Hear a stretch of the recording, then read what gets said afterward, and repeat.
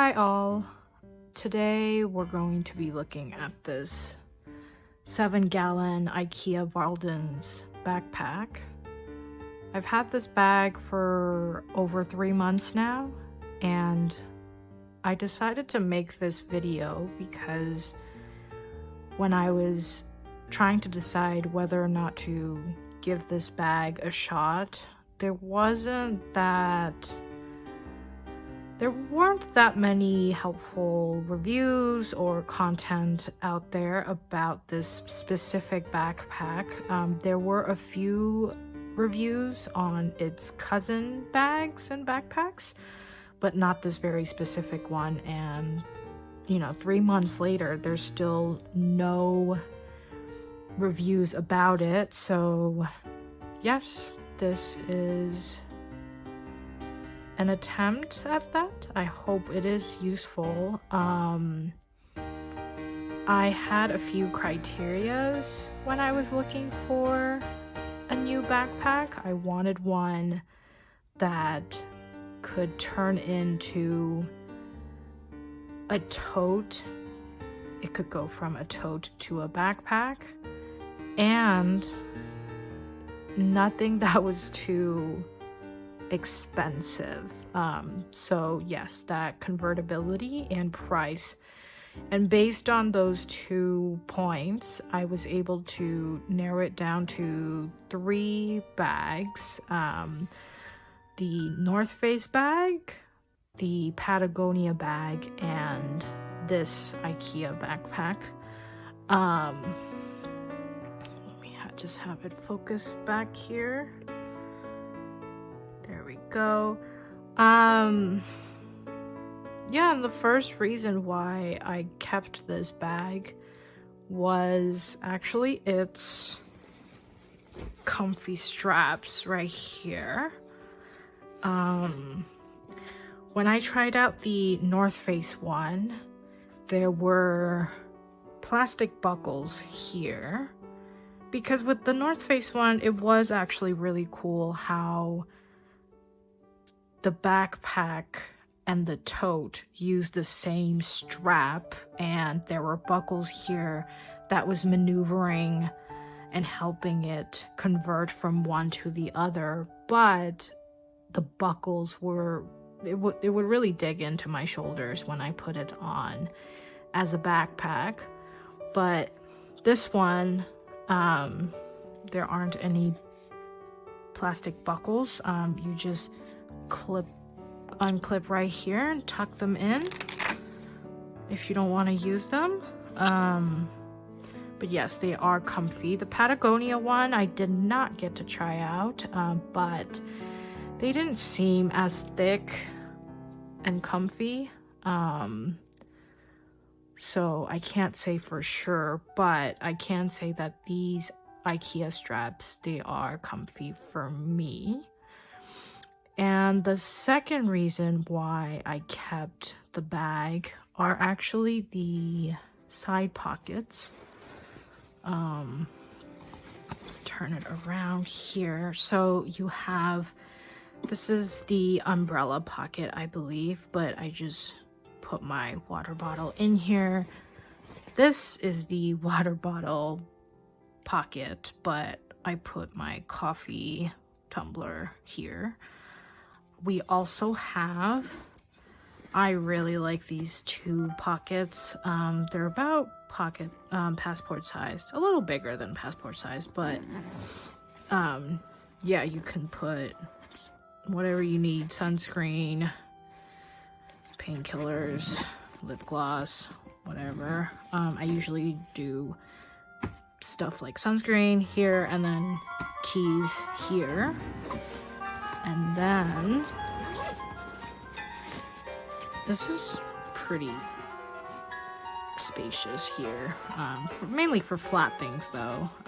But yes, it goes, I would say it's about a large iPad size.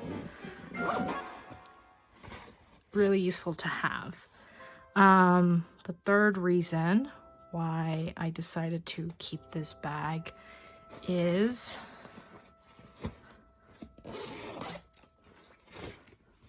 the spaciousness of it. I mean, you can call it, I guess, the Mary Poppins bag. Really, I just throw stuff in here right now. I have my chalk bag and climbing shoes, and then my wire bag. Oh, and then I have some stuff down there too. Yep, I have a tote bag down there. And what's really useful is that this slot divider thing, it sits in the back. It's not smack in the middle like some backpacks, so you really do have some freedom in terms of what you want to put in here, and you don't have to play a very tight spaced Tetris game. And this color, for me, it makes it really easy to navigate and locate things that are in here. And there is some organization that can take place here, more slots. And then there's this key holder. It's really useful. These are my AirPods. I just clip them in so that they're easy to find. And then there are 2 slots for pen. This, I believe, is a sunglass holder, but right now I have my tea bags in here. And then a slot for, you could put a backpack, excuse me, you could put a laptop in here or an iPad, but I have my planner there. And then the 4th reason why I kept this bag, it's related to the spaciousness of it. It's the structure. So it can stand by itself, but I can also squeeze it into, for example, the locker at my climbing gym. I can just squish it in there. Whereas some other backpacks that I saw, they were a bit rigid, or it looked like it couldn't stand on its own.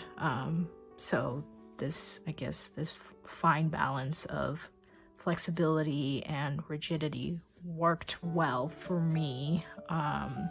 It's standing by itself here. So yes.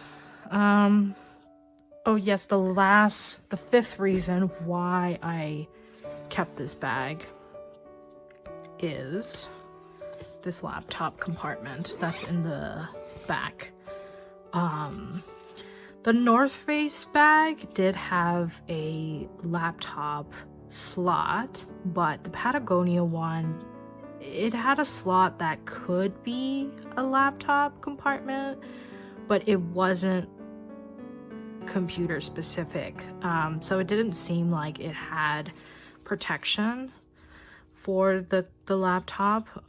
But with this backpack, I feel comfortable just dropping my computer in there and going, or just like, you know, setting the bag down by itself without being careful every single time about it. There's padding in here all around for the computer. So yes, those are the 5 reasons as to why I did not return this and kept it. Some areas of improvement though. We can start with the back right here. It's the buckles. They feel solid, they feel sturdy, but I'm not sure if you can see on camera, but they don't look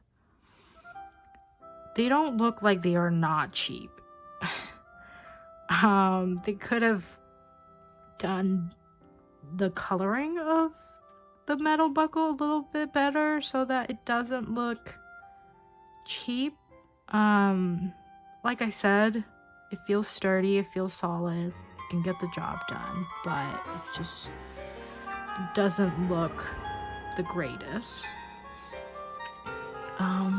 But it was also just $40, so you pick and choose. And then the second area of improvement would be these straps right here.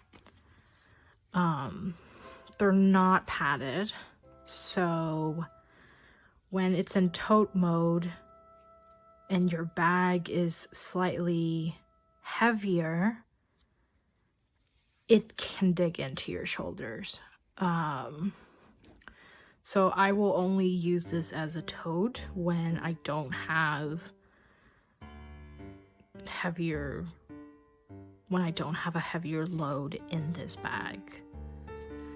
And then the third area of improvement, and I am nitpicking here because, like I said, this is a sunglass case.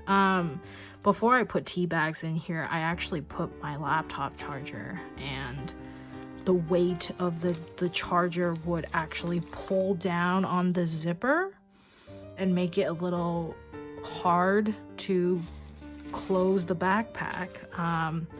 But like I said, that is nitpicking. But if you know, the teams at Ikea were looking for ways to improve this backpack, that would be one of them. Designing this in a way where it wouldn't pull on the zipper. Yes, those were the pros and cons of this bag. Would I purchase this bag again 3 months ago? Yes, I would.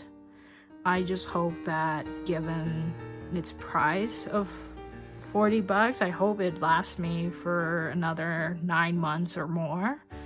But I can let you all know about that with an update. Best of luck, and I hope this was helpful. Bye-bye.